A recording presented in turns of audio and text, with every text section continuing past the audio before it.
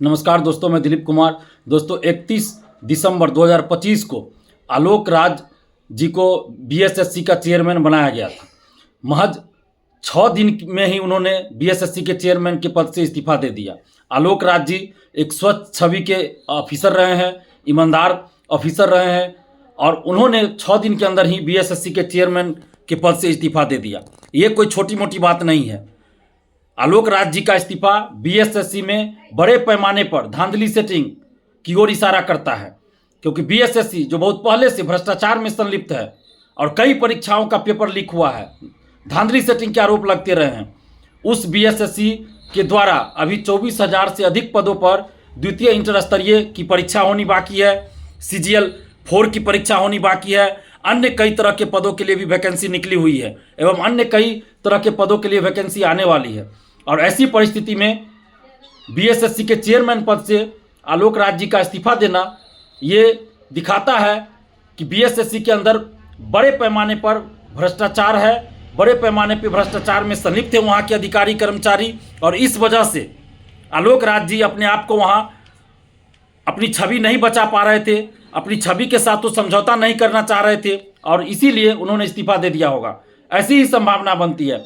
एक बड़े पत्रकार, वरिष्ठ पत्रकार है, उनका कहना है कि कोई बड़े नेता का दबाव था कि उनके ही एक एजेंसी को एग्जाम कंडक्ट कराने की जिम्मेवारी दी जाए, क्योंकि बीएसएससी द्वितीय इंटर स्तरीय एवं अन्य कुछ परीक्षाओं को ऑनलाइन कराना चाहती है बीएसएससी, और ऑनलाइन परीक्षा की जिम्मेवारी, ऑनलाइन परीक्षा के लिए जो वो नेता कह रहे हैं उसी एजेंसी को ये ठेका दे दे, जिम्मेवारी दे दे, लेकिन वो एजेंसी ब्लैक लिस्टेड है और इसी वजह से आलोक राज जी इस्तीफा दे दिए, क्योंकि वो गलत काम नहीं करना चाहते थे। एक वरिष्ठ पत्रकार हैं पटना के, बिहार के, उन्होंने अपने एक वीडियो में कहा है और मेरा भी इशारा इसी तरफ है कि बीएसएससी में बड़े पैमाने पर धांधली सेटिंग होने की संभावना है, क्योंकि द्वितीय इंटर स्तरीय जो बहाली है बीएसएससी में 24,000 से अधिक पदों पे होनी है और इसी बहाली में अच्छे अच्छे पद हैं और 2 साल 2.5 साल से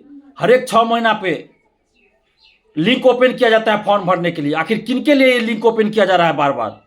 सितंबर 2023 में वैकेंसी आई थी और अभी तक द्वितीय इंटर स्तरीय पीटी परीक्षा की तिथि भी घोषित नहीं हुई है और बार बार फॉर्म भरने के लिए लिंक ओपन किया जाता है।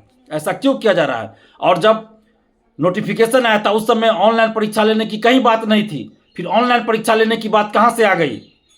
जब बिहार सरकार के पास अपनी व्यवस्था नहीं है ऑनलाइन परीक्षा करवाने की, तो फिर प्राइवेट एजेंसियों के द्वारा क्यों ऑनलाइन परीक्षा करवाई जाएगी? तो बीएसएससी में सुधार की आवश्यकता है। हम बिहार के मुख्यमंत्री माननीय नीतीश कुमार जी से कहना चाहते हैं कि जो आपकी छवि है वो ईमानदार नेता की छवि है, लेकिन कुछ अधिकारी, कुछ नेता आपकी छवि को लगातार धूमिल करते जा रहे हैं। तो इसलिए ऐसे नेताओं, ऐसे अधिकारियों पे कार्रवाई कीजिए और बीएसएससी में आलोक राज जी को पुनः बीएसएससी का चेयरमैन बनाइए या इनके जैसा स्वच्छ छवि के ईमानदार जो अफसर हो उनको नेता बनाइए। किसी गलत प्रवृत्ति के या भ्रष्टाचार में संलिप्त लोगों को, अधिकारियों को अगर बीएसएससी का चेयरमैन बनाते हैं तो धांधली सेटिंग बड़े पैमाने पे होगी।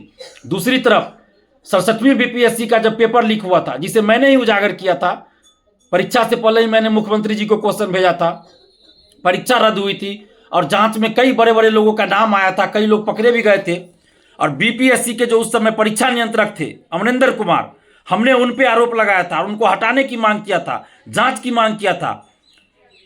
3-4 महीने बाद सरकार ने बीपीएससी के परीक्षा नियंत्रक अमरिंदर कुमार को बीपीएससी से बाहर कर दिया, लेकिन 1.5 साल के बाद फिर से उन्हें बीएसएससी का सदस्य बना दिया गया, बीएसएससी का सदस्य बना दिया। यानी बीपीएससी के परीक्षा नियंत्रक अमरिंदर कुमार को बीपीएससी से तो हटा दिया गया, लेकिन 1.5 साल के बाद बीएसएससी का मेंबर बना दिया गया और अभी भी वो बीएसएससी के मेंबर है।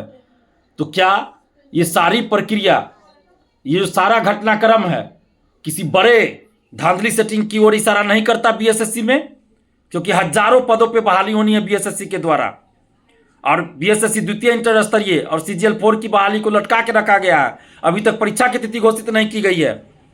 तो हम नीतीश कुमार जी से मांग करते हैं कि नीतीश कुमार जी, आप एक ईमानदार नेता हैं, आपने बिहार के लिए बहुत कुछ किया है, लेकिन इस वक्त भर्ती आयोगों में जो धांधली सेटिंग का खेल चल रहा है कुछ नेताओं और अधिकारियों के द्वारा चलाया जा रहा है, वैसे लोगों पे कार्रवाई करने की जरूरत है। और बीएसएससी में आलोक राज जी जैसे ईमानदार पदाधिकारी की जरूरत है। तो बीएसएससी के चेयरमैन एक अच्छे ईमानदार पदाधिकारी को नियुक्त किया जाए और बेहतर होगा कि आलोक राज जी को ही बीएसएससी का चेयरमैन बनाया जाए तो और भी बेहतर होगा।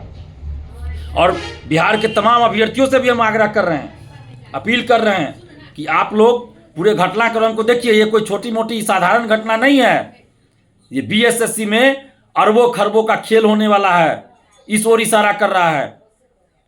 बीएसएससी में भ्रष्टाचार पहले से चला रहा है और फिर से भ्रष्टाचार लग रहा है कि चरम पे पहुंचेगा कि क्या होगा।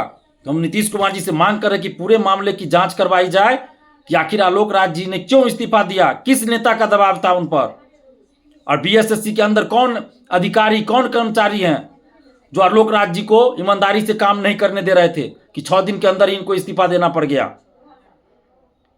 नीतीश जी, आपकी छवि ईमानदार नेता की है, सुशासन की सरकार बिहार में आप कहते हैं, तो दिखाइए कि सुशासन की सरकार है और बीएसएससी में जो घटनाक्रम हुआ है उसकी जांच करवाइए और आलोक राज जी को पुनः बीएसएससी का चेयरमैन बनाइए।